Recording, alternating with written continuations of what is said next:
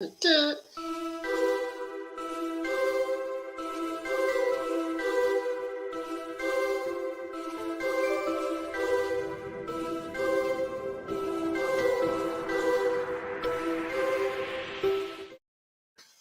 What is going on, everybody? Friday is here. We have a nice 9-game NBA slate. We have a freshly trimmed Javi Prellezo, myself, who needs a haircut. I'm Joe Metz, JMetz34 on Twitter. With me, Javi Prellezo, Jake Prellezo, DFS on Twitter. We're here for 90 minutes breaking down the 9-game slate. So, Javi, I'll kick it to you. How are you on this Friday? It's Friday, so I can't complain. Fair. I'm pretty pumped up about this slate. I think there's a few stands you can take, but it's you can make a cash lineup very easily and feel great about it and let others be cute with it. And I feel good about today's slate, though. Yeah, I don't disagree. So I don't play cash, but like a slate like this is one where I am tempted to really dip my toes back into it because the lineup basically builds itself. You just kind of have to rely on, like, others are going to Galaxy Brain themselves out of it, like you said. So it's a good opportunity to take advantage of some money in cash games, but should be a nice slate. Lots and lots of chalk, but lots of interesting ways to get different. So we'll go game by game in 90 minutes. Hit questions at the end. We'll hit relevant questions to the game as we go. So first game on the slate, Pacers at the Hornets at the Spectrum Center. Charlotte currently 1-point favorites, 216-point total. I'll kick it to you, Javi. Are you looking anywhere at this game? Even if not, like, where would you start if you were to play people in this game? Yeah, I crossed off this game, to be honest, Joe. There's a few games that I crossed off, and this was one of them. Again, I think if you are going to play this game, if you're MMEing, obviously we could talk about that. But for me, I did about 10 hand builds today, and this I don't think I have one player from this game. Again, I think that Indiana, they've tightened up defensively. Malcolm Brogdon, he's a great defender. In the beginning of the season, we were targeting against them, and it mainly be because of Brogdon. But you look at the last 5 games, they've allowed 97, 92, 113, 100, 101 points. They're not allowing a lot of points. They're playing at a slower pace. Charlotte, they've been struggling all year defensively. They've tightened up their last 4 games, allowing only 87, 102, 96, 108. And if, again, it could be a small sample size, but I'm going to side with recency bias and say that both these teams have tightened down defensively. So because of that, I'm not really on this game, Joe. Like, I think LaMelo Ball is priced out at 10-4. Malcolm Brogdon's the one that's interesting at 8,300. But again, with LeVert and Sabonis, I don't think we have Duarte news. I think he's still the game time decision, right? Yep.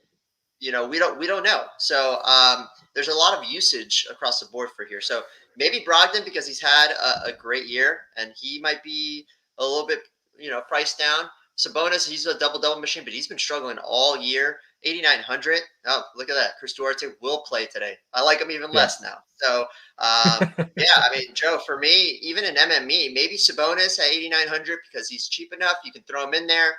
But I don't think he's needed today as a spend up. So, yeah, I'm not loving this game too much.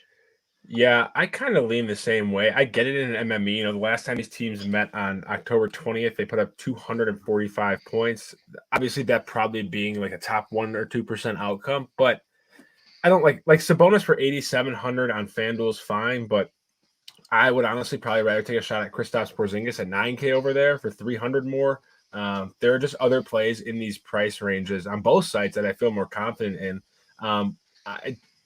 LaMelo Ball at 10-4. I don't even know if I have much tournament interest at all in that, like at all. If I'm spending up that high, I just want to get to James Harden and Nikola Jokic, who have astronomically higher ceilings and arguably higher floors as well.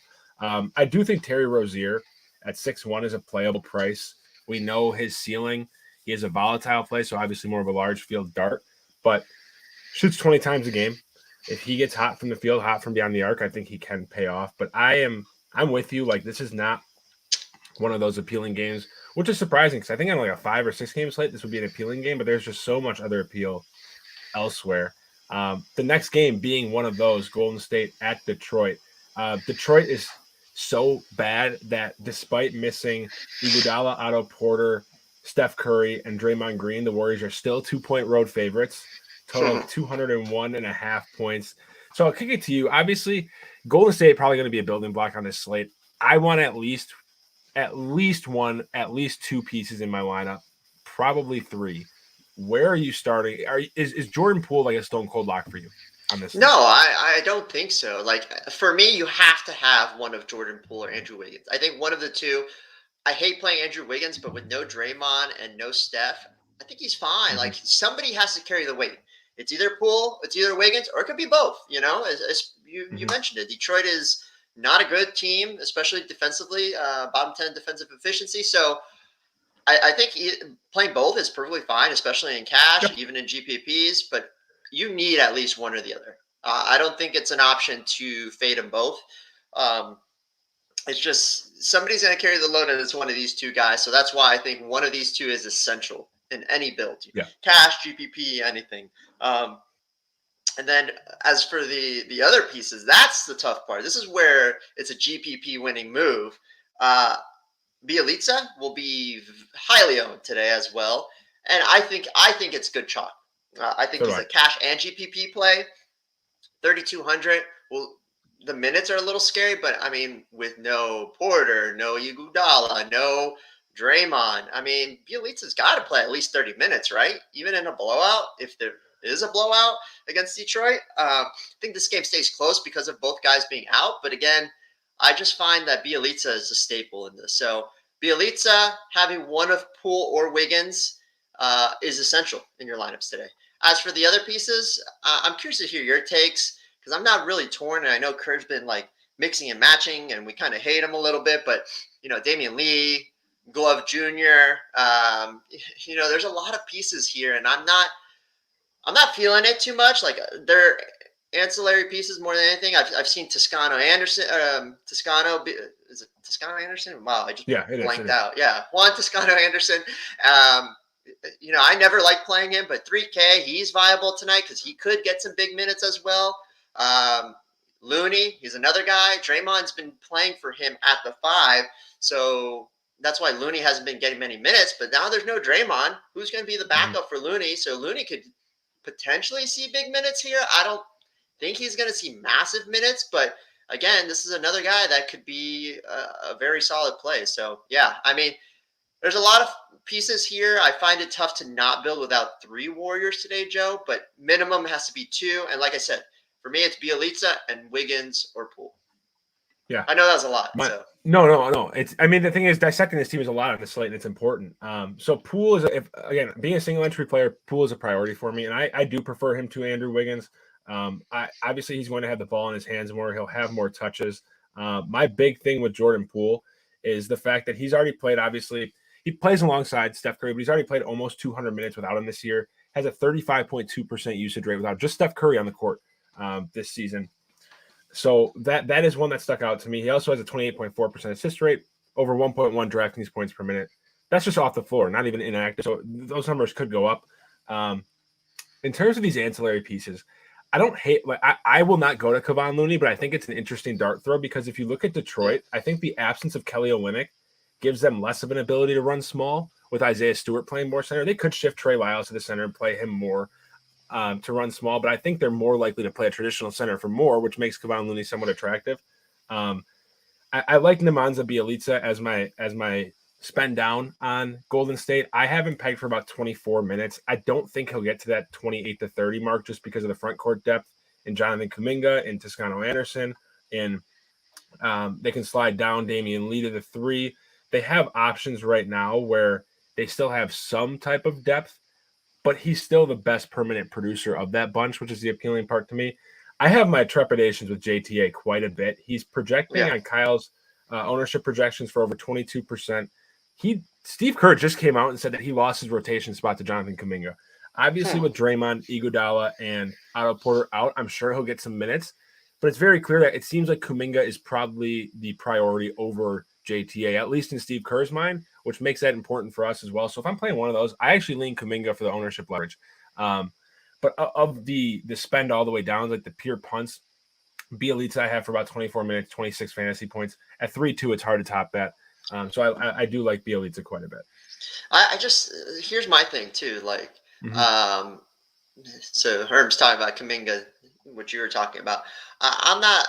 How I see it is again, Draymond has been playing the backup five for Looney for the most part. Why wouldn't Bielitsa slide into that role? Like that's why I see 30 minutes in my opinion. Like Bielitsa is going to play the four, and then he can potentially fill in at the five. I'm not saying like he is a natural Yeah. center; he can play there. So that's how I see it personally. So I Yeah, think Looney I still definitely should think be there's a down and ceiling for Bielitsa. 5 minutes. Yeah. Yeah, I think there's a room for 30-minute potential. I think it's more likely we see mid 20s.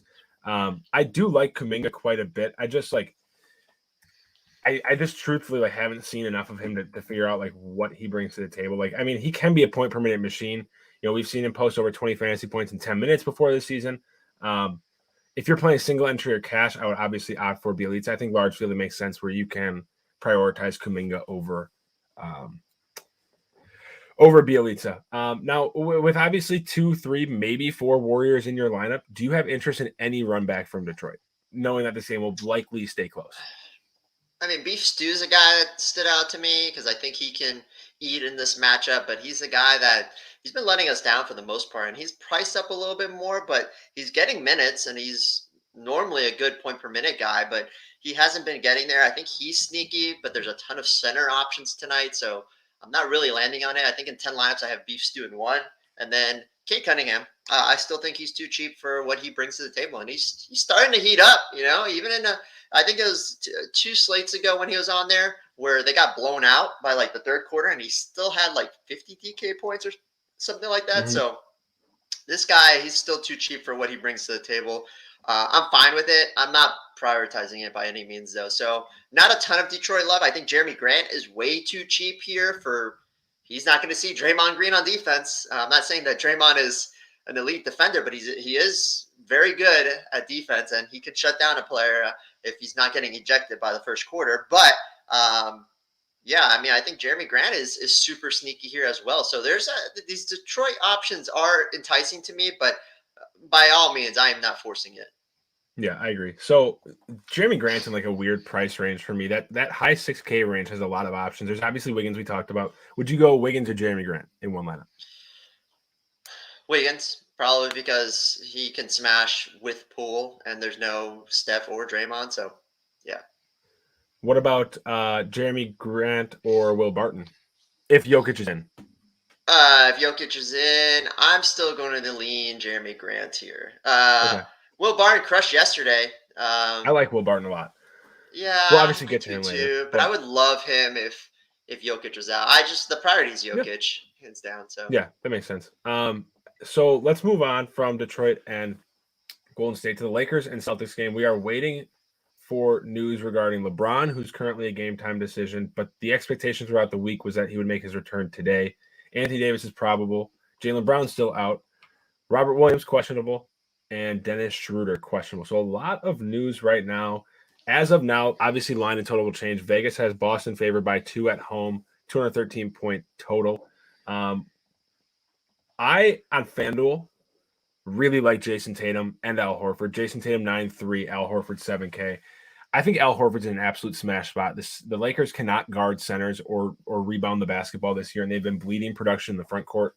If Time Lord's out, that obviously boosts his minute ceiling, but in a competitive game, which I think even if LeBron sits, it'll be a competitive game. Horford should be a lock for 30-plus minutes, a nice double-double bet. And then Jason Tatum at 9-3, I think for his true ceiling is just way too cheap on a slate where he probably won't be extremely popular. So what are you doing with Boston?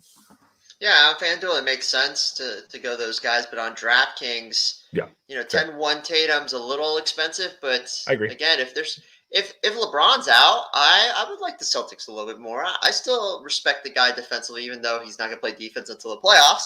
But it's also Jason Tatum, like he's matchup proof. So I think it's fine. We just got news: Dennis Schroeder and Robert Williams are game time decision. This is perfect. Keep giving us updates while we're talking about the particular game. It's been So, great. yeah, I mean, I think Horford's enticing. Definitely on FanDuel, not on DraftKings at 7,600. And then if Time Lord is out, it's a boost for Horford even more. So more on FanDuel than DraftKings again. I'm not landing on too many Celtics. It's really just Tatum. I saw, Dennis Schroeder revenge. Yeah, I don't know about all that. And then from the Lakers side, I mean, it really depends on LeBron. I'm not landing on these guys. I think, Anthony Davis, hasn't been crushing with LeBron out, and Westbrook. I think Westbrook's more enticing than AD today, but I'm not landing on these spend ups. Again, my priority is Harden and Jokic, and I find it tough in cash or GPP to fade either one. So Yeah, I agree. I'm kind of flip flopping right now between if I want Harden or Jokic on DraftKings. I think it's much easier to fit both comfortably on FanDuel, just because on FanDuel James Harden is literally 9-9, not 11-2. I think he is on DraftKings. But looking at the rest of the Lakers team, Anthony Davis on FanDuel for 10-3 is appealing. But if I'm in the mindset where if I'm already spending up at center, I just want Nikola Jokic. Like it's going to be a chalkier route, but it's really hard for me not to just get all the way up to him if I'm already up there. And I have minimal interest in Russell Westbrook.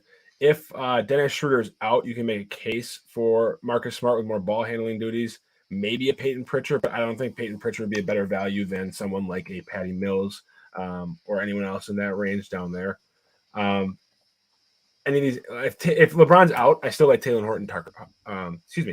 Taylor Horton Tucker quite a bit. Would he be someone if LeBron's out that you would go back to at 5'8"?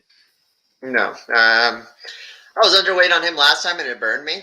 Obviously, and I'll go underweight again. I think the ownership will be down across the board, so it's fine. But no, I'm not laying.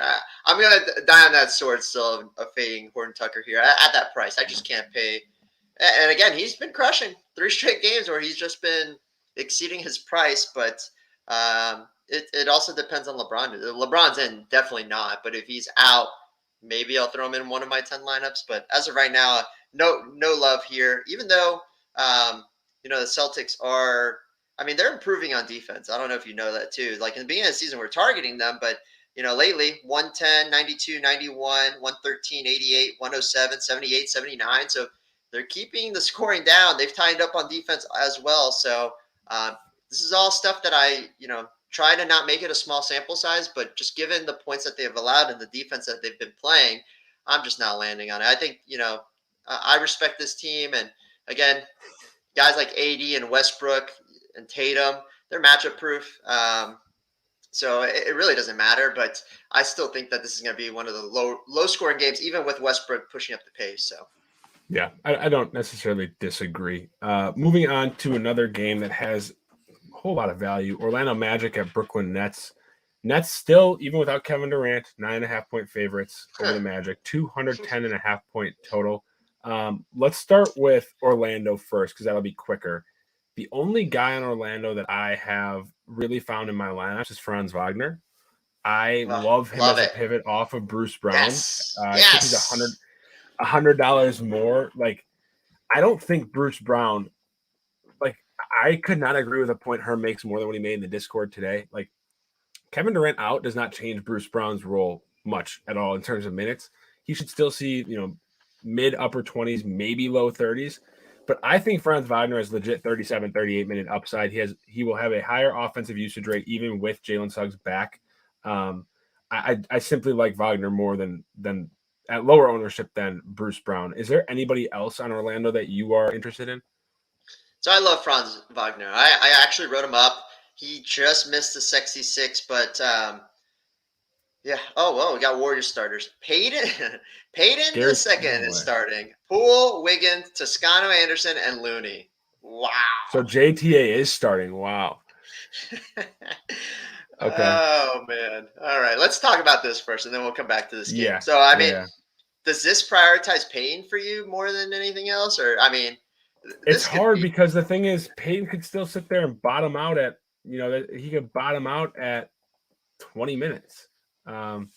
At 3,800, I think I'm still more inclined to lean towards, in this lineup, JTA, Poole, and Wiggins before I would get to, and maybe Bielitsa before I get to Gary Payton. No, Bielitsa's, and Herm is talking about this, and I'm responding now. I like Bielitsa even more. Like, Toscano Anderson is a guy who will start, he'll piss off Kerr, and then he'll be benched the rest of the game. So, so I like Bielitsa even more. I think, the ownership drop plus, the points per minute's behind him. Yeah, I'm on Bielitsa heavily right now. I just find it hard for me not to play him in the majority of my lineups now. And I can still see him closing. Like I can see him playing a lot of the 4, Mm-hmm. a lot of the backup 5. So um, yeah, this just solidifies my love for Bielitsa anymore, even more. Yeah.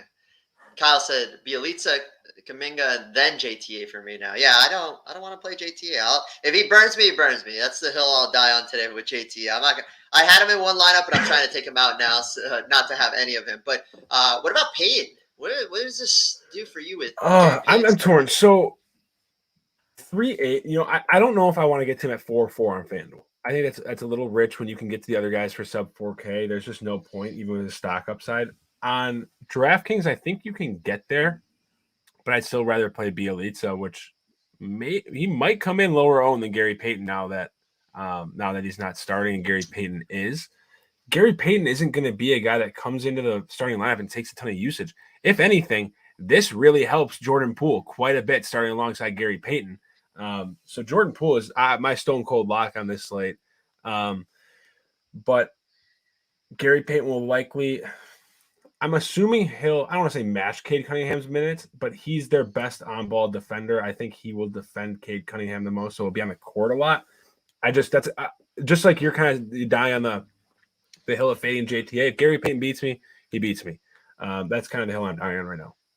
Mm-hmm. Yeah, I mean, I think Payne. The reason that they like him is his defense. So yep, he could close out here 30+ minutes. I don't really have a ton of love. I'll play him in one of my lineups. I might play JTA in one lineup. I might have lied. 1 out of 10 though. All right, so 10% JTA is not going to kill me, but I consider that a fade though. Yeah, pretty much. All right, you want to go back to Orlando now? Yeah, let's do it. So anyone besides Franz Wagner on Orlando that is catching your eye? Yeah, I mean, I think they're fine. Like they get a boost. KD is a very good defender too. I don't know if people realize that. And he might have been on Franz Wagner here. My German, terrible German, but I do like the minutes that he's getting. He's getting 35+ minutes even in blowouts. So I think he's phenomenal value. But I also like Cole Anthony. Like if you're going to play Harden and bring him back with Cole Anthony, you're basically saying that this game is going to stay close because of Cole Anthony. So I don't hate it. Like Cole Anthony can win in this matchup.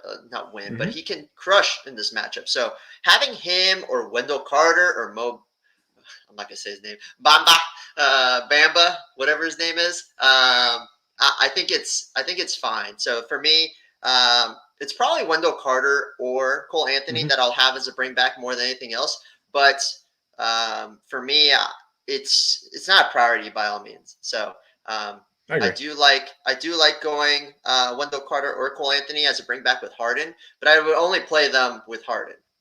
Because you're basically saying this game's gonna stay close.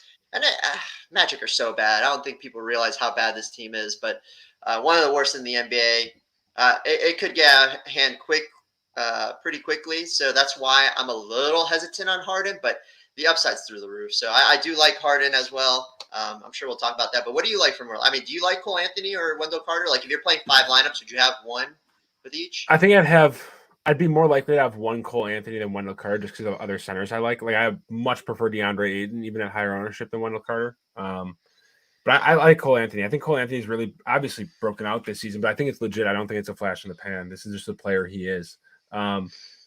Moving over to the Brooklyn side, James Harden probably going to be the most popular spend up on the slate. Are you prioritizing him or are you prioritizing Jokic, assuming he's in? No, I mean, I will try to have one of Harden or Jokic or even both in a few lineups, but Harden's no priority at all. I think it's phenomenal play, great matchup, obviously, but if this game is 30 points by the end of the third, he's not going to play. And I mean, it could be because he crushed here. Where I disagree with you, Joe, and I've been talking about this in Discord, is Bruce Brown. I think he's phenomenal, Jock. Again, I understand he doesn't get a big boost with KD out. But this guy with KD on the floor has been crushing it. Like in his last 2 games, 30+ DK points, 27+ minutes in both games. Maybe his minutes go up a little bit if it's not a blowout. There was a blowout against Golden State recently. He still saw 27 minutes. This guy has been playing very well. Like he's good across the stat sheet. So I love Bruce Brown. I think that Bruce Brown is a phenomenal play still, and I'm going to eat that chalk. So. Yeah, I don't hate Bruce Brown at all. I just think people were overreacting, thinking he was going to get a ton of offensive usage, which is just not going to be the case. So I think Harden is still a priority for me over Nikola Jokic. Like we are now going to see the James Harden that we saw in Houston when he had a 35 to 40% usage rate, 45 to 50% assist rate, over 1.5 or 1.6 fantasy points per minute. So Harden is a priority for me, especially on FanDuel for 9.9. It's very easy to fit him and Jokic alongside each other in a lineup and feel comfortable about it. Outside of Harden, I would probably on DraftKings now, I'd prioritize Patty Mills after Harden. I think his minutes are the most secure, and so is his offensive usage. And LaMarcus Aldridge. I think I still have a bit of PTSD from LaMarcus Aldridge. Was it 2 games ago where I don't think he played for the second or third quarter. But I trust him more than Blake Griffin. When someone like Kevin Durant is out, I think they're more likely to lean on LaMarcus Aldridge, who has a little more offensively left in the tank than Blake Griffin may. So I like Aldridge, and then I like Bruce Brown kind of as a fourth option to those guys. Is there anywhere else you're looking on Brooklyn? Like, do you have interest in LaMarcus Aldridge or Blake Griffin? I do. I think, again, no KD. This is big. I mean, unless Harden ball hogs like he did in the Houston days, which, it's Harden. It could happen. He will. Yeah. I just think that there's going to be some usage open up here. So Blake Griffin at his cheap price tag, LaMarcus Aldridge at his cheap price tag. Aldridge has been great too recently, minus that one lineup, and that's because he didn't play much. So I mean, for me, I like all these value guys. I think they're all phenomenal. Patty Mills is my favorite. I'll eat the chalk too. Bruce Brown is my second favorite, but then I'll have some Blake Griffin, then some, LaMarcus Aldridge. But I'm not prioritizing those guys by all means. So those are the guys that I like here. But again, I'm not having a ton of those other pieces. I'm going to have a ton of Patty Mills and Bruce Brown though. I like it. I think I have a lineup right now with Patty Mills, Bruce Brown, and James Harden. And so I think you can make that move if that's something you want to do. I think one of my So I've built 3 cash lineups right now, and I'm trying to decide which one I want. I think I have 4 Nets in that one right now. I think it's Patty, Bruce, Blake, and Harden with Jokic. So again, I'm trying to play the floor here for cash games. Obviously, you focus on a safer floor, and I think that's a safe floor to go 3 to 4 Nets, especially against Orlando. I mean, Orlando is bad. So what value do you trust more, Brooklyn or Golden State? I think Brooklyn's is more reliable than Golden State. Oh, yeah, 100% okay. Brooklyn. It's not even close. I mean, Steve Kerr is going to play 10 guys today. Brooklyn could play 10 guys too, but I mean, we're going to see Patty Mills, Bruce Brown. They're going to get their minutes. Blake Griffin's going to get 25 minutes. Aldridge will get 25 minutes. So, I mean, we know what we're getting at them. We have no idea what to expect with Golden State. So, yep, agreed. So as we're before we move on to the Bucks and Thunder game, it looks like Kyle is working on updating projections for us right now. So speaking of projections for you guys that are not part of that are watching that are not part of the FTN Daily community yet, I say yet because you will sign up at some point. Right now, FTNDaily.com, we just have released a state-of-the-art optimizer, has every single slate every day, proprietary player and ownership projections from Kyle and Alex Blickel, which includes single entry ownership projections. We have on-off splits tools, advanced DVP that Stefano has coined, the NBA Premium Discord channel, which if you've seen anything about Beans on Twitter, that's where it comes from. Rankings from Fast City Fear and Zach Graham, a.k.a. Queisenberg. Rankings, I believe, 5 out of 7 days a week. As little as $49.99 a month. You can get now optimizer-only packages. Use promo code FTNTV, and you can get 15% off. And that's 15% off of every month, not just the first month. So come join us for the phenomenal NBA DFS analysis and stay for Easy B's Bean rankings. It's a good time. So moving on to the Oklahoma City Thunder Milwaukee Bucks game. Bucks 12.5-point home favorites, 215.5 total. This is one slate where I am just not prioritizing Giannis, and I'm not going to say I think it could be a mistake because I'm not going to prioritize Giannis over Jokic and Harden on this slate despite the ownership. But we know Giannis is like game-breaking ability. So you said you're running 10 lineups. Do you have Giannis in any of them? I have zero Giannis right now. I just think that shows like the nature of the spend ups on this slate though, and how big of spots both Jokic and Harden are in. Yeah, it's not just that. It's just 12,300 against OKC. Like, he's going to destroy this OKC team. This game's going to be over by halftime. Don't quote me on that. This game's going to be over quick. Plus, 12,300 Giannis. I believe he's priced more as if Middleton and Drew were out, and they're both in. So, like, I'm not saying they're going to steal from his usage. Like, he's a usage monster here, but I don't want to prioritize Giannis where he potentially could only get 2.5 quarters here in this matchup against OKC. I mean, they're just going to – poor OKC. They're just going to get murdered today. So, legally murdered. But I just don't have a priority here. This is another game I crossed off. You can't predict blowouts. Maybe OKC makes it close. Like, if you play Giannis, I absolutely believe you need to have a bring back here, and it's going to be Joe's boy SGA. But I'm not. SGA is going to be covered by Drew Holiday. Like, I don't know. For me, no thanks. I just think from top to bottom, this is a blowout. So. Yeah, I agree. And on a 9-game slate where there are so many strong per dollar options, I just don't think you need to get to SGA. Chris Middleton's fine. But none of these guys stick off the page to me. So like Bobby Portis at 6'7" is almost unplayable now, with the team rounding back into form. So we can move on past the Bucks and the Thunder game. Clippers and Pelicans. Pelicans at home, but they're the 4-point underdogs. 214.5 total. Obviously there are games you're going to cross off. This is one of the ones more likely for me to cross off, but we're obviously for MME players. We're going to address it. Where are you starting on the Clippers side? I'm not crossing this game. I think this is an interesting. Okay. I think this is an interesting game. I don't believe this game is going to blow out, but the Pelicans' defense is very bad, minus J-Val. So before we got Batum news that he's in, by the way. So I did like Zubac because I feel like he's going to be playing every minute against J-Val. Like, nobody can cover J-Val. Maybe Zubac can put a body on him, but again, I'm not on it. I'm not feeling. I don't love the matchup for Zubac, but I think defensively, he could potentially get 30+ minutes here. So I think like I'll still have some shares of Zubac, God damn it, Zubac here, but also Luke Kennard. I think he's interesting. He was more interesting when. Batum was still a game time decision, but now that he's in, maybe a little less love. But if you do think it's a blowout, he could get some blowout run here. So he's got some upside. So that's why I like Kennard a little bit.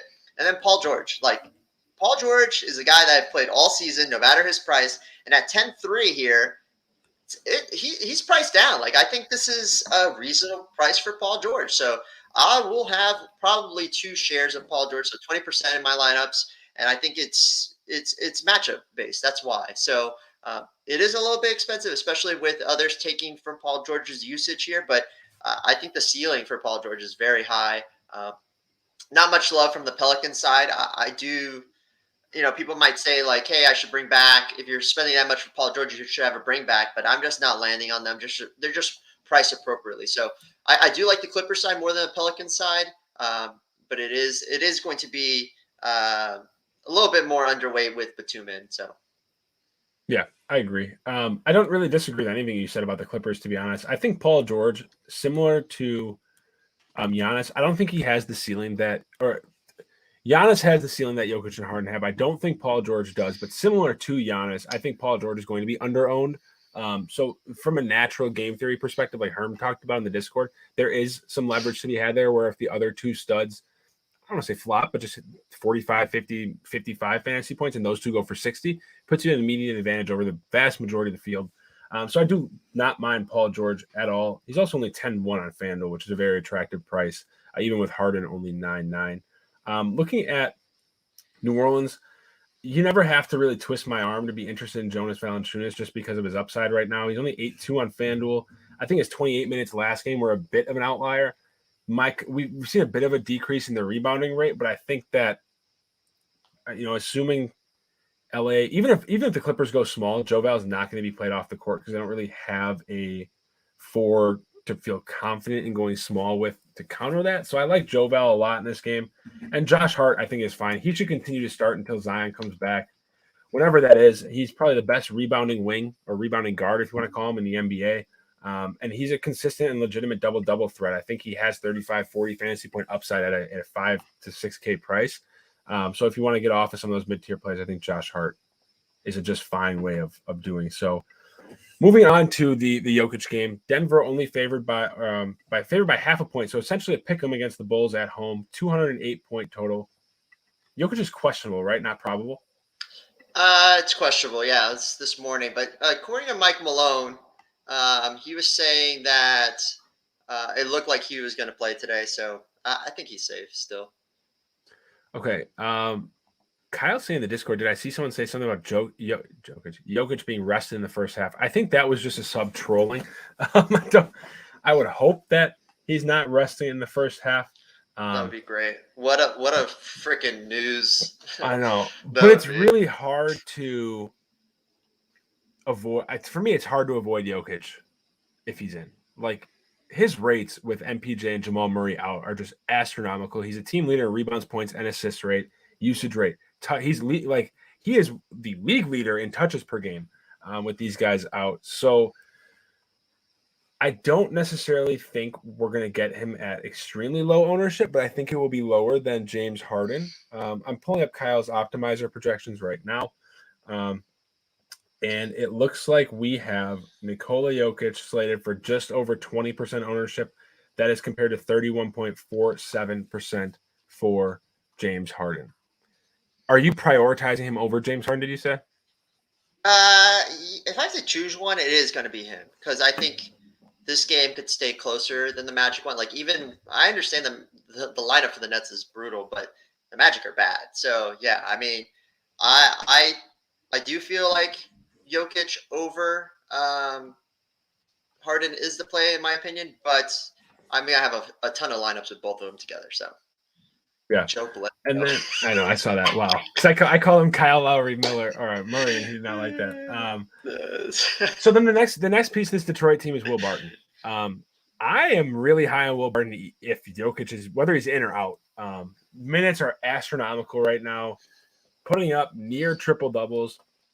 FanDuel specifically is 6'4" at a rather shallow small forward position. He's one of my favorite plays on FanDuel. 6'8's fine, I think, on DraftKings. But if you're looking at like utility, I'd rather play Jalen Brunson for 6'5" or 6'7" than I would Will Barton. Are you? So if Jokic is in, do you have interest in Will Barton? If he's out, is he a priority for you? Oh yeah, I mean if Jokic is in, no Barton for me. I'm sorry. Okay. I just don't see it in the spot. I mean, he crushed yesterday. Like, good for him. He was doubtful the day before. Then he was questionable in the morning, and then he was probable. And like the news on Barton was just ridiculous. But I'm only playing Barton if Jokic is out. If Jokic is out, Barton's probably the top play of the slate, in my opinion, because we've seen what Barton can do when Jokic is out. And this obviously gives a bump to Aaron Gordon and all them. But again, what we've seen is Chicago is not a good matchup for teams. They are one of the best teams in the NBA, in my opinion. Like right now, the Heat, Homer hat on. No, but in all honesty, the Heat and the Bulls are probably the two best teams right now in the Eastern Conference. So I don't really want to target them. The thing that's very enticing to me, Joe, is I like the Bulls side too. No one is talking about the Bulls side. And I honestly believe we're going to get all these Lonzo Ball, DeMar DeRozan, Zach Levine at sub 10% for sure, but we might even see sub 5% on some of these guys. And I understand Denver's been great defensively, and Will Barton actually, helps them out defensively. But again, with the injuries on this team, Jokic might be banged up a little bit. We don't know. I think it's fine. But again, across the board, this Bulls team is great. So I will have at least one lineup with Zach Levine, one lineup with DeMar DeRozan, one lineup with Lonzo Ball, because there is upside. And remember, there's still no Vooch here. So that's something to keep in mind for me. Sorry, I'm answering a question. Someone said Brunson or Ayton in utility. I have both in my single entry, but I lean Brunson between the two. That's an interesting question. Sorry, I'm just gonna say, like, Yeah. if you don't have Porzingis, I say you do Brunson. If you do have Porzingis, I say Aiden. Then that's how I would position it. I like a mini game. We'll obviously hit on it in one of the next games. I actually like a Brunson, Ayton, Porzingis mini game stack is one thing I have right now. I do think it's gonna be somewhat popular though. But back to talking about the Bulls, I agree that they're going to be probably very overlooked on this slate. Denver is a good defensive team, but obviously when you're missing a lot of these key pieces, I'm not saying Michael Porter Jr. is a great defender. Jamal Murray's a league average defender, but it throws off your rotations. Will Barton being back does help their perimeter defense, but a veteran like DeMar DeRozan, someone like Zach Levine, it doesn't matter. I think the one guy I'm probably not on is Alex Caruso at 5'4" now. Yeah, pass. Really, like he's 1 assist shy of a triple-double last game. That's a bit of an outlier. That's as much as an outlier as people were saying. Did you see his previous game? Did you see his previous game too? Yeah, like one shot. Yeah, 0 for 0 entering the fourth quarter. Like, what a jackass. Yep. Yeah, like Caruso, like I like him. He's a good basketball player, but I'm good passing on at 5'4" on DraftKings on this slate right now. I don't have an interest in like Patrick Williams or Alize Johnson. Someone's asking Zach Levine or DeMar DeRozan. DeRozan being 9K, Levine sitting at 8.6. Yeah, I mean, for me, I just keep chasing the Levine ceiling game, and it's not happening with Vooch out. I know it will at some point, but I hate to not play it. This again, you can go either spot, but California Cool's making a good point. Like, you attack Denver with point guards. It could be shooting guards too. So that's why I think Levine is more the preference. Again, Levine has been playing a lot of the three as well. So yeah, I mean, for me, it's Levine, then DDR, really. Yep. Yeah, I don't hate that whatsoever. So let's move on. Second last game. We're gonna have a lot of time for questions, guys. So get your questions loaded up. 2 more games on the slate: Toronto and Sacramento. Right now, Sacramento being the home team, listed as 3.5-point favorites, 220.5 total. This, of all the games we talked about, has the highest total, and it is the highest total on the entire slate. Do you have an interest in this game? It's hard not to. I mean, the highest total in the game, you have to have some interest here. So we saw, a Siakam floor game yesterday. So no one's going to play him today, and I think this is a phenomenal spot for them. So I like Siakam here. I think Fred VanVleet is another great option. I wouldn't play both. I'd go one or the other because you can target Sacramento on both sides. Obviously the big man has been destroying Sacramento from top to bottom. We have to wait on Precious Achiuwa news, but if he is out and Birch starts again, I don't think anyone's going to play Birch. Like, they played him yesterday, and they're like, okay, he did whatever. You can go back to Birch today, especially against Sacramento. Like I said, centers have been eating them alive. So I do like this game. I think it's sneaky. It's sneaky, especially with no OG still. So going to Siakam or VanVleet, I think is not a priority, but they're going to be low owned, and I think they're phenomenal plays today. Yeah, I think that's fair. Looking at the other side, Sacramento, obviously Toronto, not the defensive unit that they once were. Do you have an interest in Sacramento? They're not on a back-to-back. No, they played 2 days ago. So what is your interest level in Sacramento? I think Halliburton, he's still too cheap here. So I'm going back to it after he burned me last time. And I don't hate it. Like, he's a fine play. And again, I'm just going to create this as a rule for myself, even though, there's some outliers this season, but I'm not going to play De'Aaron Fox unless Halliburton's out. I think the true ceiling is really when Halliburton's out. Again, he's been struggling with the shot either way, but Halliburton does eat into his usage a little bit. So I'm not going to play Fox, even though I think he's in a phenomenal spot here. I'm going to go back to Halliburton after he burned us, especially after he burned us last time at low ownership. He's going to be even lower owned this time. So yeah, I like Halliburton quite a bit. Barnes is too expensive for me. What's his name? Metu. He's too expensive for me now. He's priced up. And then Holmes. Holmes is interesting to me, but there's so many center options. That's why I'm not leaning it. So it's really Halliburton for me from this game, and I'll have some exposure to him for sure. Yeah, I don't hate it at all. I like Richaun Holmes simply because of his ceiling. Like, we saw a 2020 upside earlier this year. I like it a lot. And you look at a front court like Toronto, it's a bit more attackable. If Precious Achiuwa does play, I think that actually bodes better to the play style of Rashawn Holmes, being not the tallest center, but more athletic. If Precious is out, I just don't think I can get – I don't hate Chris Boucher at 3-3, but on a slate with this much value, I just think it's kind of irresponsible to prioritize Boucher over them that just project out for twice as many minutes. And I was one that projectile vomit. Is that what you said? I'm just kidding. I played Boucher 2 days ago. I also played Siakam, who $500 more than he was last slate, where he went 2 for 14 in 31 minutes. This is a bounce back spot for Siakam. It is. And I like Siakam a lot in this game. I won't have him in one lineup, but if I were running 10 lineups, I'd probably have 2 Siakams. So I like him more in the field. I don't think he'll be more than like 7-ish% owned. Dennis Schroeder available. Yep. So Time Lord out. Time Lord out. Mm-hmm. So that makes me like what I have a lot. So let's round out with the last game. We have Phoenix and Dallas, one of my favorite games on the slate. Phoenix is rounding back into their defensive form a little bit, but they're still running a top 5 pace in basketball right now. So I am all over both Jalen Brunson and Kristaps Porzingis in both of my lineup. Porzingis' price is just dumb. Like, there's no reason he should be below 8K, and he's projecting for under 20% ownership, which I will take as a bargain on this slate. Oh yeah, I agree 100% on both sides. Like, he is too cheap here. We just saw the matchup recently where him and Brunson just crushed their price tag. Brunson's getting to a price where I'm a little skeptical here, but at 6,700, he's still viable. I think he'll be lower owned because of it. He'll still get a ton of ownership because people are going to chase, and they saw that this matchup just happened. But Porzingis is the priority over Brunson for me, but I don't hate going both.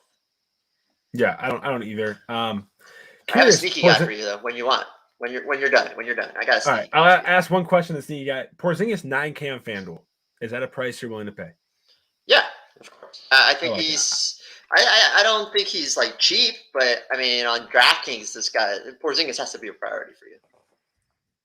Yeah, I agree. Would you go Porzingis at 9K on FanDuel or Tatum at 9.3? Ooh, that's tough. I'd probably still lean Porzingis here. There's no Luka, so that's why I have the slight lean there. But again, I mean, the ceiling is higher with Tatum, so especially with the Lakers, how bad their defense has been. Yeah, that's fair. So what's your sneaky take?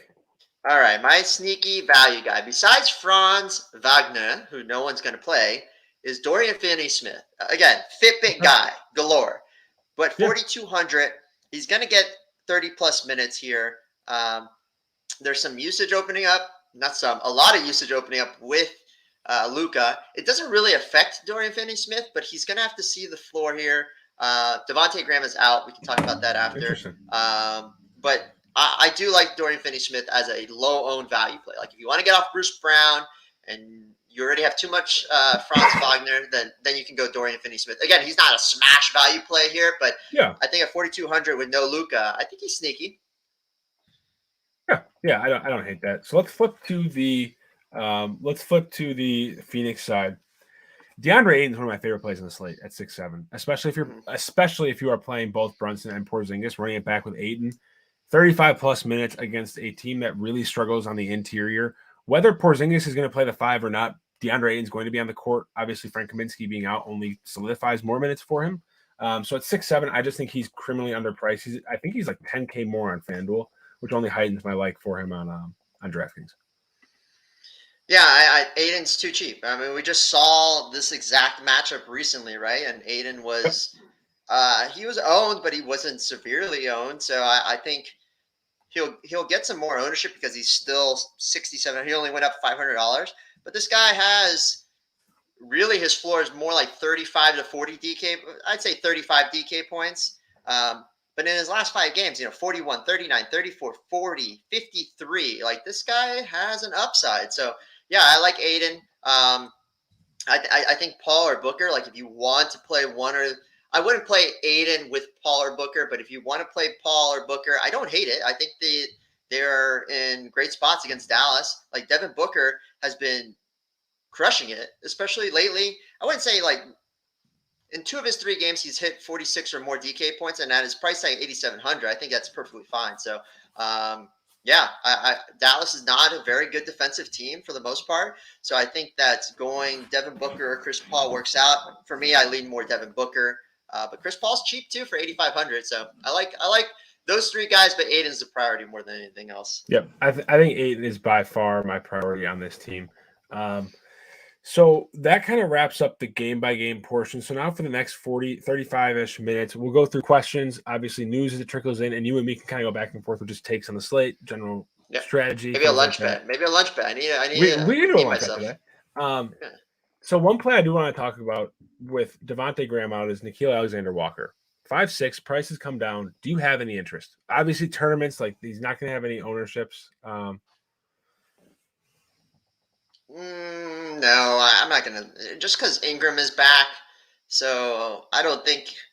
Again, I get that Graham is, eats into some of that usage, but 5,600 against the Clippers. If this game stays close, it could be because of him, but with Ingram and J-Val in there, I just don't love it.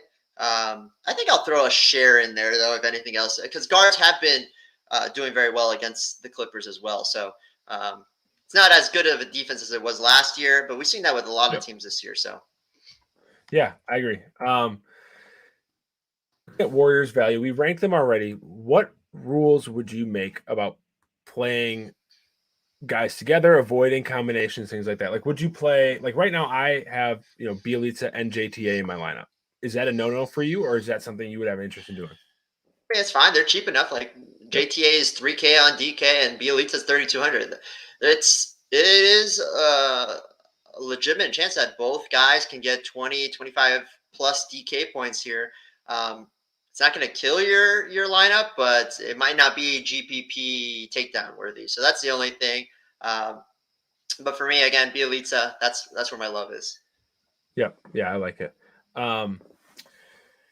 If you got a question in there, go for it. Why don't we run through all the questions? Really, go on. Yeah, 5,900 or below forward on DK. So I'm looking through that now. Forward. Yeah, there's not a ton I love here at forward.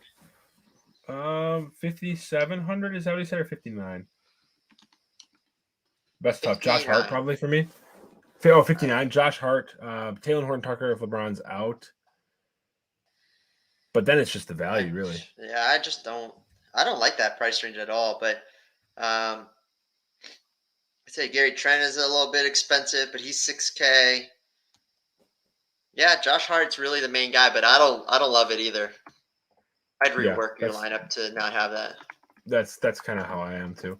Let me look at Brunson or Barton. Someone asked. I said Brunson. Barton if Jokic is out, but I love Brunson on this slate. I don't think he's going to carry the ownership that he should. Yeah. Let me see. Joker or Giannis? Joker for me, assuming he's in. Brunson fade viable? Yeah, like I don't think Brunson's going to be a chalky play today, which is my appeal to him. I'm gonna go to YouTube, and so why don't you talk for a little bit about your sexy six? Has it changed at all since? Did you write the article today, or you did? Yeah, I did. So I wrote up Jokic, Porzingis, Bjelica, Brown, Mills, Wiggins. I'm on Wiggins over Poole because I feel like every site that I've seen is touting Poole, and I think he's phenomenal chalk. But there is a realistic chance that Wiggins could outscore him. I'm not saying Wiggins is I hate playing Wiggins on any slate, even with no Steph and no Draymond. But I don't think it's out of this world that Wiggins outscores Poole. So I like Wiggins more, mainly because of ownership. I think they'll both be over-owned. But Wiggins is the guy that I would prioritize. And then I like Porzingis over Brunson, personally, just because of price on DraftKings. Yep. And then honestly, the rules I would make today, guys, is have a minimum of 2 Golden State guys, right? And it's a priority to have either Wiggins or Poole, right? Mm-hmm. Have a minimum of 2 Brooklyn guys. My priority is Patty Mills. And then you can have Harden in there, Bruce Brown, whoever you want. I love both those guys. And then having a minimum of 2 Dallas guys. which ultimately might land you on Brunson and Porzingis. But if it's Porzingis and Finney Smith, so be it. I mean, Finney Smith is going to get no ownership. Franz Wagner is going to get no ownership. So I do like that, and I like those rules today of having a minimum of 2-2-2. So 2 Golden State, Wiggins or Poole with the priority. 2 Brooklyn, Patty Mills is my priority, and then minimum of 2 Dallas. That's how I would build today, guys. In any lineup, cash, GPP, anything. So. Someone said, "Sorry, I'm late. What are our thoughts on LaMarcus Aldridge?" I think he's fine. He's not a priority for me. I like both Blake Griffin and him, but I'm not going to go crazy over it. I do see people are liking him quite a bit. Who's the Max Mets play of the day, by the way? Porzingis on DraftKings. I'm trying to go. I'm avoiding like a super chalk play because there's some that are just way too obvious. But I'm going to go with Porzingis today. It was Terrence Mann yesterday, and it just fell on his face. I don't know what the hell happened to Terrence Mann yesterday. Got the minute, shot 2 of 9 from the field, and was just absolute dog shit. This is interesting. Gary Payton and Kennard versus Dorian, Finney Smith, and Kuminga.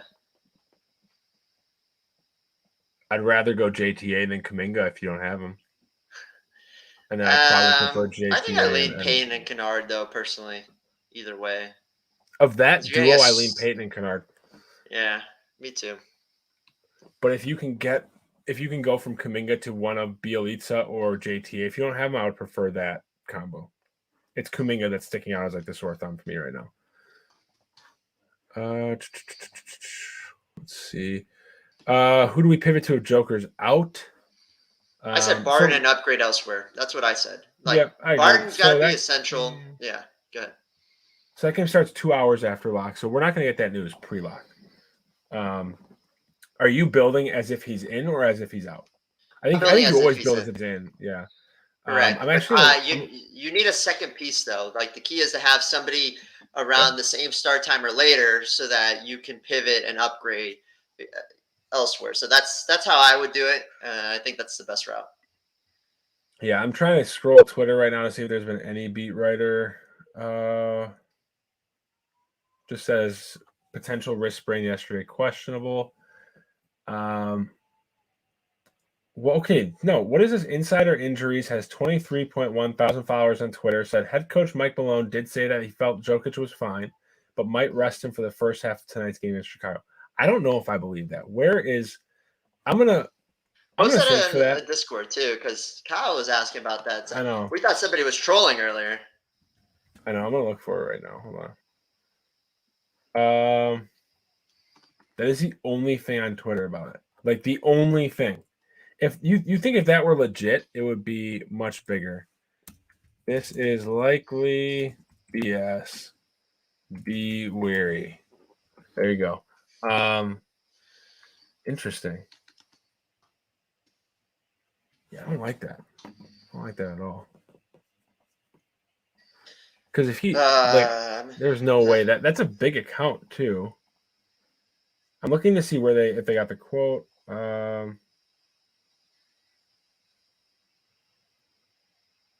There's no way that happens. Steph yeah, said.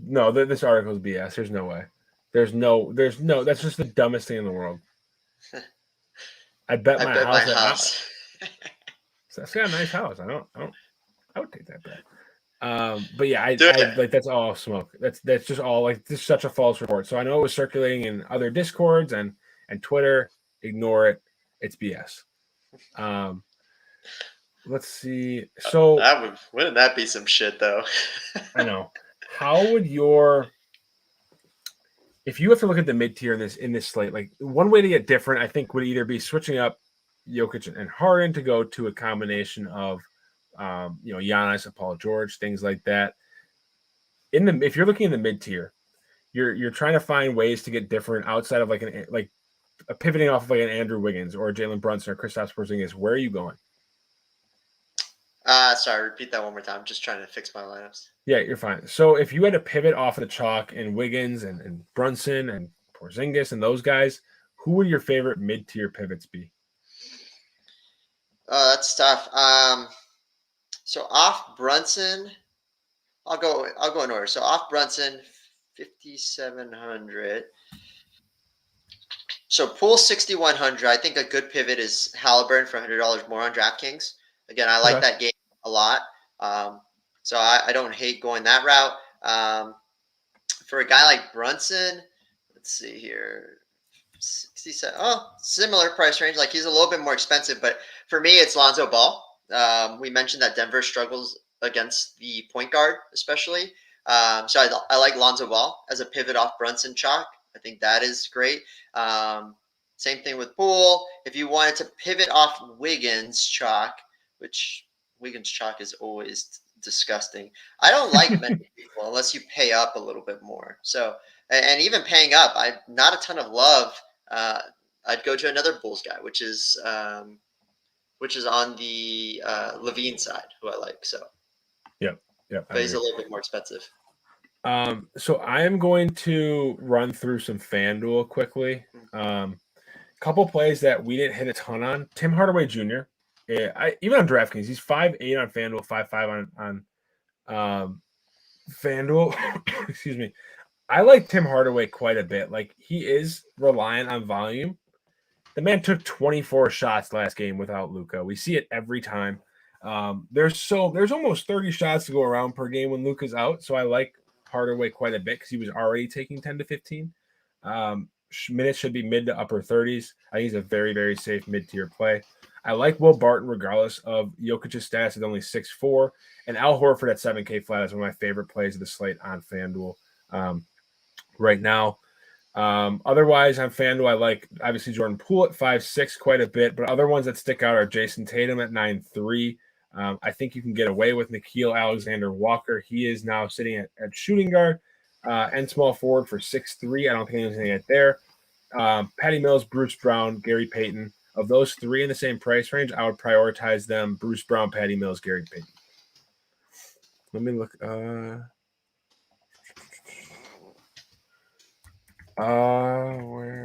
DK Cash, Poole, Aldridge, Wagner, and Aiden, or JTA, Mills, Horford, Porzingis. Both lines have Wiggins, Harden, Bielitsa. I don't like Horford for cash, especially on DK. What is Poole, Aldridge, Wagner, Aiden, or JTA, Mills, Horford? I assume the thing is, I think you need Jordan Poole in cash, or one of Jordan Poole or Wiggins, like you said. I said one, but put Bruce Brown for Wagner and cash. Yeah, I think I would do the same thing. I agree.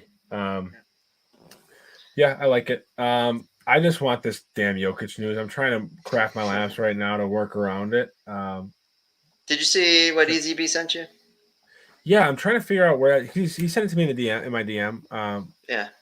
Another site listing is doubtful, but I don't see anything out there on it. So I don't know. Like I'm operating as if he's in. I don't think Jokic is going to miss this game. I really don't. How many minutes are we projecting for Bielitsa? I said 24. I think that can still hold true without starting. 27 would be very, very, very, very, very nice. The thing is, even in 24 minutes, he can absolutely smash. Like you can get not starting 24 minutes. You can get 35 fantasy points out of him with no one else taking shots on this team. Yep. Man, I gotta build a Giannis lineup. Son of a bitch. I don't like it. I'm gonna keep growing through Discord. We still have 25 minutes. I'm gonna just take some time, build lineups, and but yeah, it looks like. I mean, I think Easy B's point is strong. Like people are clearly taking that BS tweet to heart. That's their mistake if that's what they're going to do, because that obviously just gives us lower ownership on Jokic. I'm looking through DMs here. How many Warriors is too many? I'd probably cap off at 4. I don't want to play 5 people from the same team on any team on a 9-game slate. So I don't think I would do that. I think in order of my Warriors, my priority right now is Poole, Bielitsa, JTA, Wiggins, Payton, Kuminga, maybe. I don't know. You know what we didn't talk about? We didn't talk about Neck Tat. You don't think he gets to start today?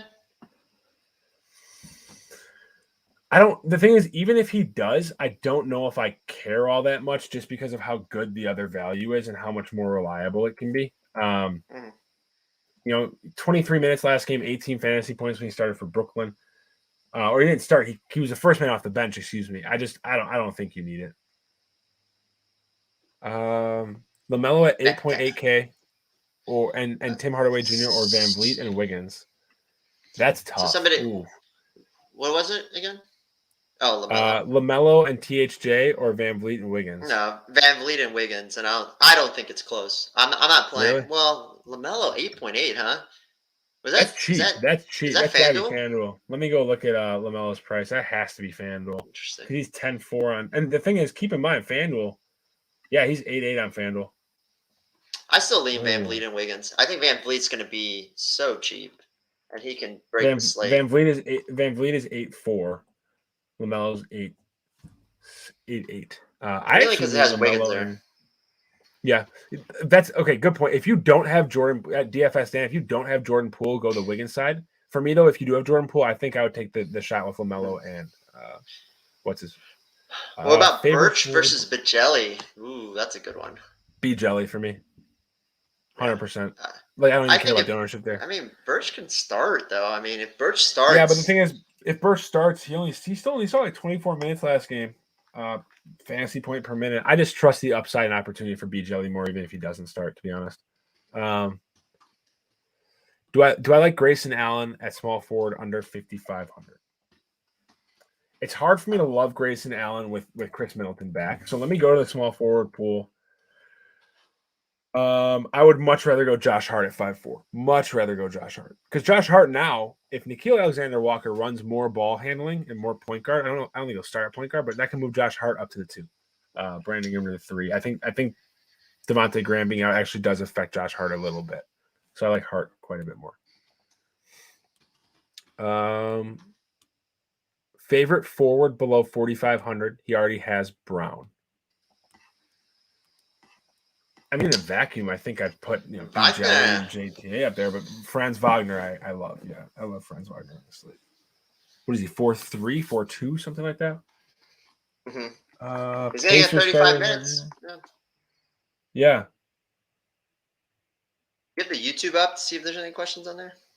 I'll pull it up. Piston starters are out. Nothing out of the ordinary there. Killian Hayes, Kate Cunningham, Sadiq Bey, Jeremy Grant, and our boy Beef Stew. Let me pull up the YouTube comments while you are handling the questions. Stew. I'm still holding out hope for his damn double-double. That made me so mad. Just missed it 2 games in a row. He just hasn't done it.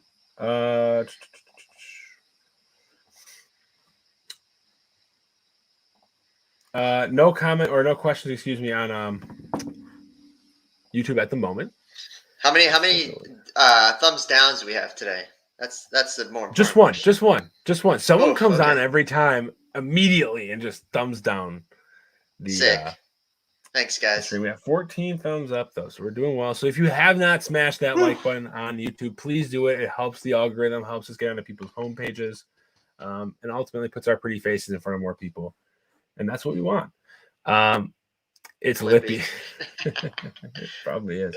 So for Dallas, I want to go through like a couple of teams. Rank your Dallas Mavericks between Jalen Brunson, THJ, and Porzingis. It's Porzingis, Brunson, THJ, Finney Smith. Those are the only 4 I would play at all. Okay. So was second Brunson or THJ? I didn't hear you. Brunson, even with price. Yeah, I like that. I think on FanDuel for me would actually go Brunson, THJ, Porzingis, just because with the way I'm building, I'm getting the more Al Horford at 7K or Jokic at 11.3, which doesn't leave me with a lot of opportunity to get a 9K Porzingis with Harden only 9.9. So off my builds on FanDuel, I think I would go Brunson, THJ, and then Porzingis. But on DraftKings, it's pretty unanimously for me Porzingis, then Brunson, then Hardaway Jr., then DFS. Who in cash at 4,500 for forward? Then if he has Brown, I would probably go Franz Wagner, to be honest. I don't know about cash. It's a little risky just because it's usage, but I love him for GPPs. Yeah. I'm trying. You like Horford on FanDuel? What about DK? I like him on DK even at that price. The problem on DraftKings is you have Al Horford who's sitting at I believe he's like 7'6". You have Porzingis at 7'8". There's no reason, in my opinion, to not just go Porzingis in all formats over Al Horford, unless if you're running two lineups in a large field tournament, maybe one of each. But if you're running one lineup in a vacuum, for me, it's Porzingis 10 out of 10 times over Al Horford. Let's see here. I'm looking at any other questions. Gary Payton or Davion Mitchell. We haven't really talked about Davion Mitchell. I don't think there's a need on this slate. Let's see here. I just want Nikola Jokic news. I mean, all of us do. Obviously, it's just not going to come right now. I would prefer it later so we can get him lower owned. Fair. I don't disagree. Thunder starters. SGA, Dort, Josh Giddey, Darius Bazley, and Jeremiah Robinson Earl starting at center once again. THJ or this is a good question. Tim Hardaway Jr. or LMA? I prefer Tim Hardaway. Yeah, I agree. Me too. I'm still I'm very cautious right now with very cautious with LaMarcus Aldridge. I don't see any reason why he wouldn't play much. I don't know, man.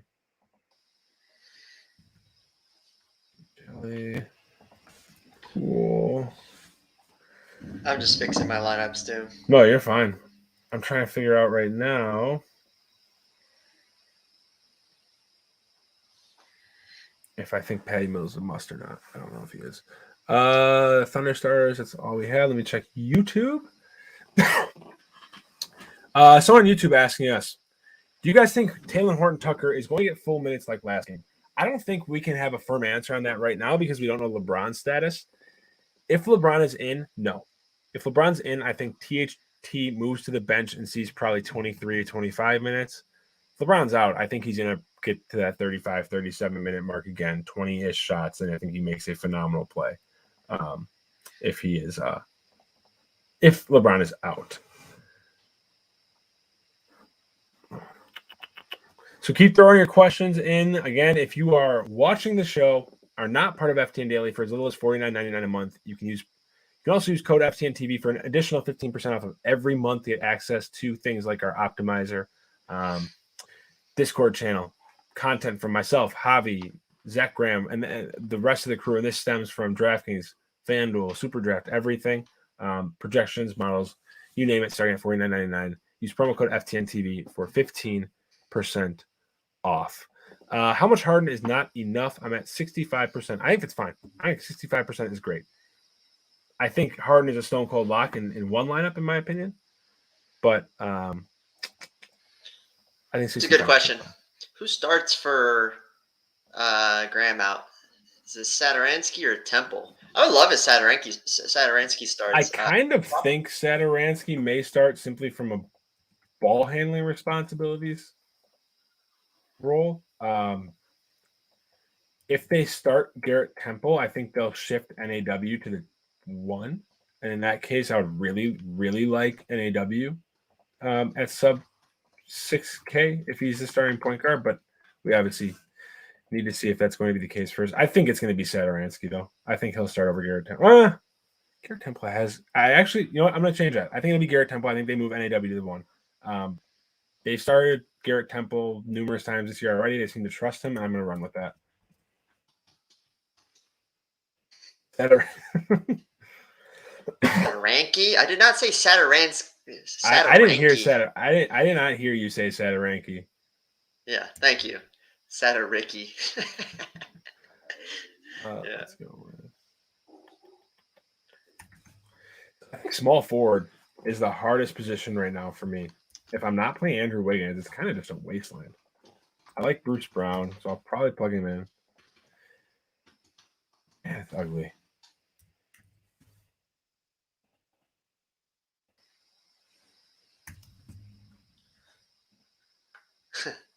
Make sure you close correctly, Joe. I know. I'm going to text Zach right now. And let's see here. Oh, that's the wrong Zach. That would have been weird. Hey, send me the beans video. All right. I just texted Zach.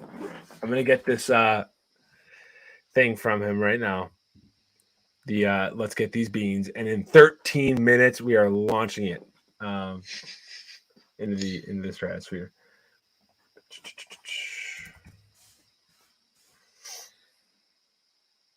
Would you rather play Bruce Brown? One lineup, Bruce Brown or Patty Mills? Bruce Brown. Oh, Patty Mills for sure. Yeah, that's mine too. I'm looking at all these guys between 3.8 and 4.3. 7,300 flex. I'll look at that. Yeah, that's a good question. It's just I assume this is on DK. Terrence Ross for the win tonight. Woo! I'm curious why. Me. That scares me. But man, you know what he can do. We just haven't seen him do it this year. That's tough.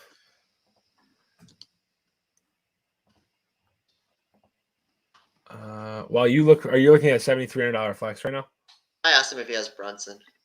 Oh, because Brunson would be my vote. Are we waiting on an answer from? Here we go. Odds on Joker being out. These are YouTube comments now. Odds on Joker being out. I'm gonna go 70-30. He's in. I have no backing to that. It's just my gut. Hey, Malone said he's fine. So yeah. Anyone like Grant Williams or Josh Richardson is a contrarian cheap play. Not Grant Williams, but I do think that if Schroeder, he's actually available to play. So I think Josh Richardson is fine. LeBron is in. Fade the Lakers. Yeah, I'm okay fading the Lakers. I still like Al Horford quite a bit. Like LeBron does not help their paint defense much. And I don't recommend playing LeBron either. I see people say like I'm okay on LeBron. 10 coming in. Locked Harden, Poole, Wiggins, Jokic with at least one Mav in 150. Damn. That's an expensive little core. Jeez. Locked Harden. Jeez. LeVert, Karis LeVert, or I assume we need to know if that's Scotty or Harrison Barnes, though. I'm guessing which Barnes, yeah. They can all be small forward. They're all small forwards on FanDuel. So I'm trying to figure out which it is.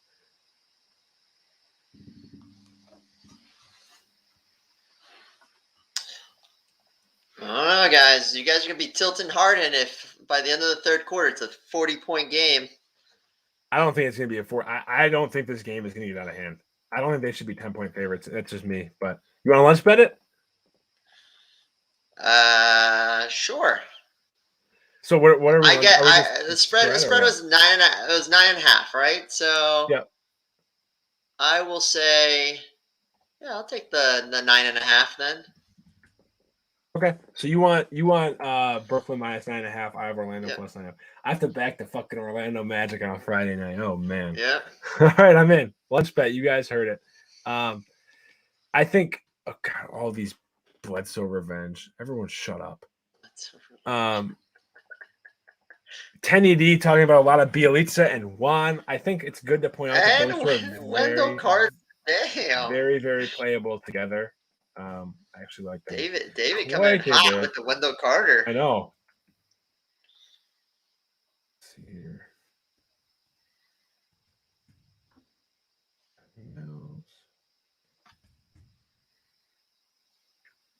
Putting all my Warriors in right now before I.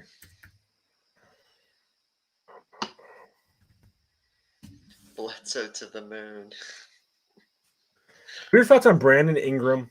I have someone asking me for sub 8.5 small forward. That's an awkward range right now. So I'm looking at it.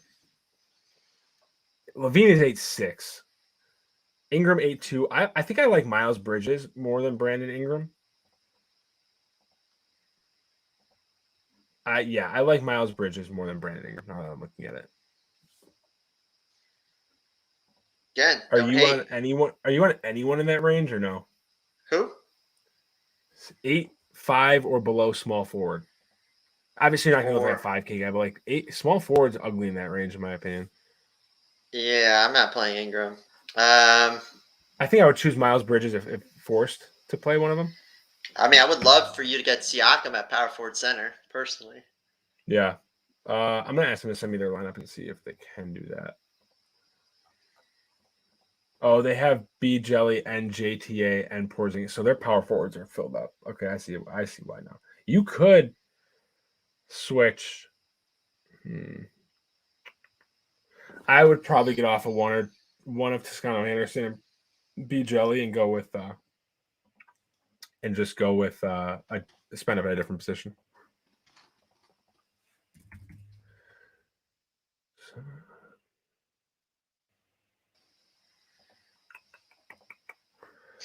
Opto thought it was DK. Go with gut. I always say, your gut says one thing. You gotta go with your mind. You gotta go with your gut. Yeah, because how many times have you been, 7:30 Eastern time hits and your gut guy's just going nuts and you're sitting there just pissed off? It's like the worst feeling in the world. That's not great. No. Keep the questions coming. I'm going to check YouTube here. Bielitsa or Juan Toscano Anderson? In a vacuum. Bielitsa for me as well. Bridges or Horford? I lean Miles Bridges, but that's close. I lean Horford, actually. Yeah, okay. Horford because there's no Time Lord. That's why. If Time Lord was in, I'd say Bridges. Yeah. I think Bridges' ceiling is higher. I think floor might go to Horford, though. Does 30% Harden feel like the actual ownership? I'm seeing a lot of places, but it feels light. How does he not get higher with all the value everywhere? Herm, I actually noticed the exact same thing. And I'm looking at our optimizer right now, and we have James Harden at 29%. I think he's going to be closer to 40. I think 30 is a little light, like albeit incredibly light. Like, I don't think Paul George is going to be 25%. I think that's probably playing a role in our optimizers, 29%. LaMarcus Aldridge projecting to be the highest owned player on the slate right now. Yikes. Yeah, I don't love that.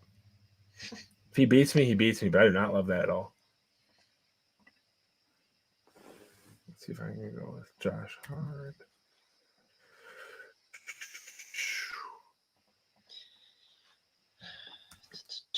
Nine 9.5. Here we go. What's 9.5? Brooklyn Nets, baby. Okay. Winning by 20. Winning by 20. You want to bet a steak dinner on that? No. Get out of here. Guys, I just still can't believe Porzingis is only 7,800.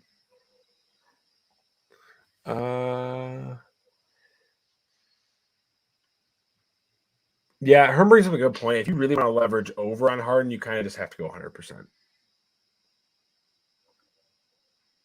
It's fine. YouTube comments. Do you like Kevon Looney over 6.5 rebounds? I wouldn't bet any props on Kevon Looney. I wouldn't either. And what happened to Man last night? Do you like LMA? Man shot 2 for 9. Hard to have a worse day than that. I don't hate LMA, but I'm definitely not prioritizing him how the field is. I think that's a little egregious. He's 4'9". He's a good play. I just wish he had power forward eligibility. Not that it matters a ton. I'm going to try and make a lineup now with him and see if I like it. That's what I'm going to do. I just got my one lineup with Booker, one lineup with Paul. Let's see here. Come on. Franz Wagner. I do like Franz a lot in this game. Yeah, he's going to be very low owned, in my opinion. Oh, he'll be incredibly. I think he'll be sub 10%. No surprise on the Celtics starting lineup. Dennis Schroeder, Marcus Smart, Jason Tatum, Grant Williams, and Al Horford. No surprises there. I actually like Horford. So if you can bet Horford's double-double, it was plus 330 on DraftKings Sportsbook a few hours ago. I doubt those odds are still the same. But I think anything above plus like 190 is probably valuable. Franz Wagner or Bruce Brown in a vacuum.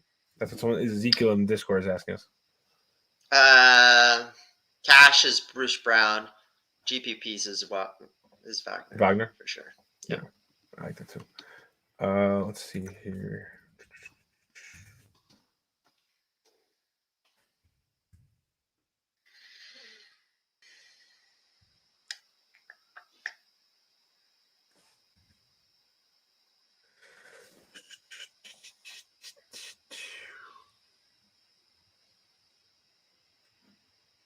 How much is Andrew Wiggins at DK? 6'7". Eesh.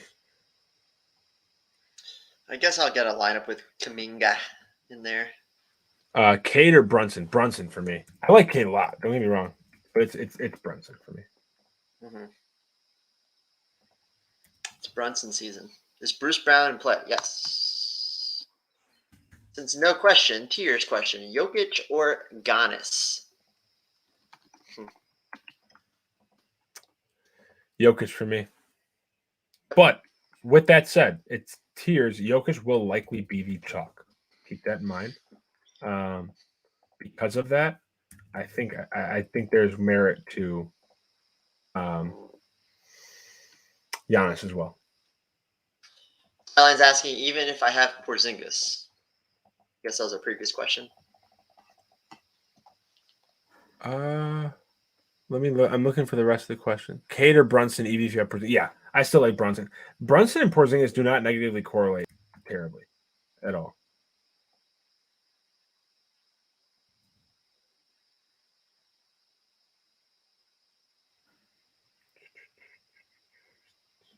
Oh, that's what I forgot to do.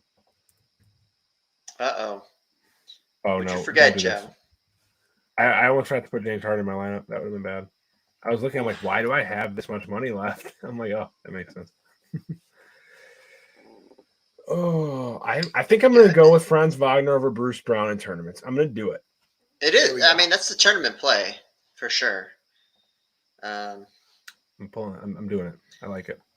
The question is, do I want to play Jeremy Grant in a lineup? I'm like torn here.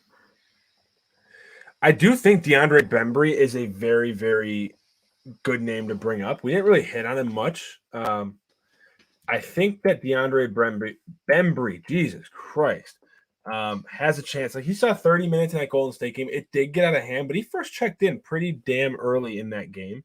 I do think we could see some DeAndre Bembry in this game.